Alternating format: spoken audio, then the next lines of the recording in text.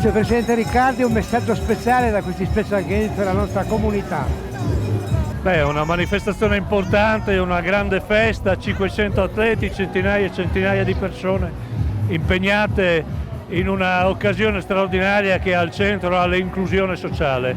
Quindi qui non siamo sullo sport e basta, ma siamo oltre lo sport e io non posso altro che essere orgoglioso e ringraziare di aver scelto il Friuli Venezia Giulia e questa splendida Sappada.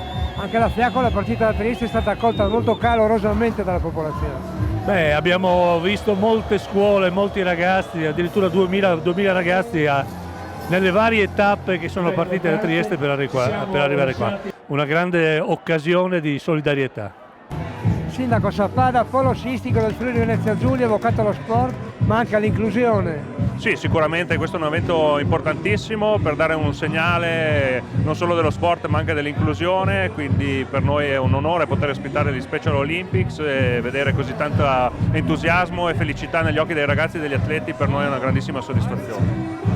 Città sportiva, quindi un inverno speciale. Sì, beh, Sappada terra di campioni, possiamo annoverare tanti campioni olimpici e tante medaglie e quindi sicuramente Sappada è una tradizione del mondo dello sport invernale, degli sport invernali importante e speriamo che possa continuare con i giovani che stanno venendo avanti, quindi sicuramente Sappada anche in futuro saprà dare nuovi campioni.